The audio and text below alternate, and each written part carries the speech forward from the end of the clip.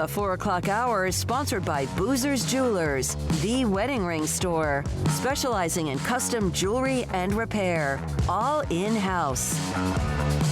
Now, here's David Smoak and Craig Smoak. All right, here we go. SicEm365 Radio, the 4 o'clock hour. Craig Smoak, David Smoak, and Pro Football Hall of Famer, class of 2019, the legend in Gil Brandt joins us as the NFL draft next week at this time would be working in on day number 2. Gil, thank you very much. Is it still always the same when someone introduces you and it says Pro Football Hall of Fame, Gil Brandt? You know, David, you ought to be in the Radio Hall of Fame, if there is such a thing. And any time that somebody introduces you that indicates you've reached a high plateau, it's a great feeling. Gil Brandt with us. The draft is a week from, well, it's next Thursday, Friday, and Saturday. So, Gil, what are your thoughts about all these quarterbacks appear to be jamming up the top 5 or 10 picks in the draft, and that the first 8 or 10 picks may all go offense based on what at least it looks like? Well, yeah, you're right. They could, the first 10 or 11 picks could all go offense, excuse me. And you heard about the latest one, right? The Brown, the Oklahoma guy, the big guy that was too heavy to play. Yes. They just made a trade with Kansas City. Baltimore and Kansas City just made a trade for them. So this is going to be an interesting draft. You know, David, normally 1,800 players have agents for the draft. That means they've applied. This year, I think there's 700. So there's a lot less players involved in the draft this year than ever before. And in all probability, there's going to be not as much strength in the draft. I thought probably when we get to the end of the draft, a 4th-round draft was like a 6th-round draft last year in last year's particular draft. Now, if you own some choices for next year, it should be good. Gil, but I'll tell you what, your friends in Waco at Carolina will do a good job. Yeah, Matt Rule talking about Carolina and what they're looking for. Gil, how much? Well, he does a great job. Gil, how much do you think the build-up to the draft not being what it has typically been? I know there were pro days and, combine kind of and things like that, but do you think it's going to make evaluations harder for teams this year than maybe it has been in years past? Well, it will. The pro days were exceptional this year. I think that only 1 or 2 guys didn't fail to run. Now, what happens is that, sometimes where you run is different than where you've worked on previously. And by that, I'm trying to say, like at Ohio State, they ran on a very, very fast, hard surface this year, and it made those guys a lot faster. The Penn State guys, can you imagine running a 4.37 or a 4.34 for a 250-pound man as a defensive lineman? But you know what? For many, many years, there's always been obstacles, and for somehow or other, just like you people in the radio business, you find a way to pass over the obstacle and make out just as well. And I think that it's an excuse if we miss on a guy, but I do think that the teams will be ready. Gil, you once said that what you tried to do with the Cowboys and what you guys actually did really, really well for decades with the Cowboys is what is an actual football player made of? Strength, explosion, competitiveness, agility, and balance, and then how does that fit what you need or the upside as well? It's one thing to say it. You guys did it for years and years and years. You were ahead of the curve. How difficult is it actually to get it done, to actually then find that player? Well, when you find them, usually you have an exceptional player. A pretty good player that has exceptional numbers is Carter, a running back from North Carolina this year. And if I'm a fantasy football player next year, I'd be sure I had Carter on my team as a rookie because I think he'll do pretty good as at the running back position. So when you get a guy that runs a under 7 short three cone drill or a short shuttle that's right at 4 flat and under 4 flat like he has, usually they've got the things that you need to be a good player, but don't show up because it had a lack of size. The guy's only 5'7" and an eighth or something like that. So you have to take a chance on taking a small, short running back that has some characteristics that have led to success in the past, and that's the kind of guy that you can get with a guy like Carter.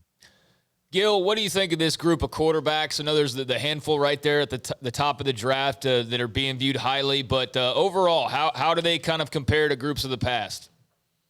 Well, the quarterback that we get today, coming out of college, is so much more developed than ever before.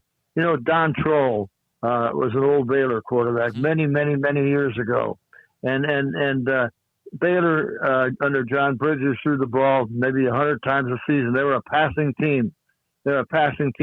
Now we get guys that throw the ball 55 and 60 times a game. Kids in high school throw it so many times a game, and kids, it's a new fact. It's like putting. If you practice putting enough, you do become a good putter, and you get so much more background as a quarterback today than ever before, and people rely on the passing game. Today we throw the ball, I think, 58% of the time. Gil, the Cowboys obviously have needs all across the board. They have the number 10 pick in the draft. There's Surtain and there's J.C. Horn, whose dad played with the Saints. We know about him. But they also need others on defense. They need a linebacker. So let's move into maybe day 2. What do you think about Pete Werner from Ohio State and someone that seems to be a little under the radar because of Baron Browning and others at Ohio State? Well, you are the consummate guy for working and digging, because if he's there in the second round, I wouldn't be a bit surprised if you have the Cowboys pick on the second round. The Ohio State black linebacker, who I think is be very good. There are not many linebackers in this draft, and so you have to take one when you can get one. Provided you don't get out of line and take a guy that should be taken on the 4th round in the second round. Is what it is. Now maybe they'll go for 2. Maybe they'll go for another strong safety. Maybe they'll go. I think they'll go for a defensive player is what they'll do, because they have a lot of offense on their side right now. Gil, how good of a prospect is Penei Sewell out of Oregon, the big offensive lineman? I'm sorry, I didn't hear it. Gil, how good of a prospect is Penei Sewell, the big offensive lineman out of Oregon, who has kind of been pegged as a top 10 type of guy since all the way back to last year? Just where do you kind of stack him up in the grand scheme of things? Well, he's my 4th or 5th ranked player as far as just the best player, and I've got him ranked ahead of the quarterback from Ohio State as an example. He won't be drafted ahead of the quarterback from Ohio State because people now know they have to get a quarterback when they can, and consequently they draft him way higher than they should, is what it amounts to. So we'll see. There's a possibility you could have 5 quarterbacks go in the first 5 picks of the first round. Yeah, it's crazy how many are there. Gil, you have, I'm sure, because of your knowledge and your insight and your memory, 1,000 draft day stories. Is there one in particular that is either funny or something that's kind of a go-to memory for you when the draft was so different back in the 60s than it is now? But 1 or 2 stories that are your favorite draft day stories? My favorite draft pick story was when I sent a doctor from Portland, Oregon, down to Eugene, Oregon, to examine Mel Renfro before we picked Renfro in the draft in the second round because of a hand injury that he'd obtained. And we held up the draft for about 5 hours. And Vince Lombardi walking over to our table at one time and saying, "What's wrong? Did your machine break down?" So I have of Jacksonville selecting the wrong guy. They sent their person to New York to make a pick, and he picked the wrong guy. and they got the pick they wanted for the real first round on the second round, and he turned out to be pretty good. The guy they picked in the first round lasted about 2 years.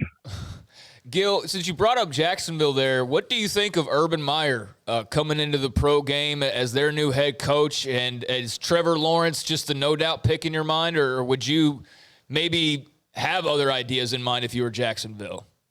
Well, I first knew Urban when he was an assistant coach with Sonny at Colorado State University. And every place he's been, he's had success. The guy just knows how to coach football. He knows how to recruit football players. Now, is it going to be the same when you're recruiting as when you're drafting? The quarterback that he's taken, somebody asked me to describe him the other day. And I said, well, he's Elway on offense and Manning on defense is what he is. So he should be pretty good. And when you got a quarterback, if you remember, Manning, his first year, they threw 28 interceptions. They won, I don't know, 1 or 2 games. And then the next year they came back the second year and were in the playoffs is what it is. So if you got a quarterback, you got a chance. And if you know how to coach quarterbacks, you have a chance is what it is. So the draft gets more involved every year with depth of it as to what you know and what you look for to fill a certain spot. Somebody says, I need a left guard, and a left guard might be somebody I can fill a lot easier than saying I need a left tackle. And so you need to know when to draft them, where to draft them, and how to draft them. Gil, last thing, and thank you so much as always. Anytime you can be on with us, you watched what Baylor did, the men's basketball program, what Scott Drew has done over his time. You knew what the women's program has done under Kim Mulkey, but they annihilated the tournament after they got through Villanova and destroyed a really, really good Gonzaga team. Your thoughts about what you've seen from your time of watching Baylor, what Scott Drew's done, and what you saw in Indianapolis? Well, let me tell you a little inside story. About a month before the end of the season, I was called by Indiana, and they said, we'd like to make a change in our coaches, but we got a problem. We got a $10 million buyout on our present coach. But if we were to make a change on this buyout, who would we go after? And I said, go after the Baylor coach, go after the Texas Tech coach, and that's how those two names got out originally. But I think that what Baylor did and how he's done it is amazing. That was a fine, well-coached basketball team. And I'll tell you what, the girls' team just doesn't seem to get any breaks. Yeah, they've had some things along the way. They've won the 3 national titles as well. Gil, thank you very much for your time. We appreciate you so much, and hope to see you very soon. Thank you, Smoke Team. Keep up that chili coming too, will you? Yes, sir, I will. That's Gil Brandt, the Hall of Famer class of 2019. So there was some smoke about Indiana, remember that, but it was also during the tournament. I'm also being told that not only were they going to try to at least have a conversation with Scott Drew, but they just couldn't wait that long because they're busy. And so they ended up making the decision with Mike Woodson. Coming up next, Sam Conn Jr. on the weekend of college football spring games, including Baylor's tomorrow. And this is SicEm365 Radio. Richard Carr, Buick GMC Cadillac. They've got the great savings events going on right now. New and pre-owned cars on the lot are priced to move.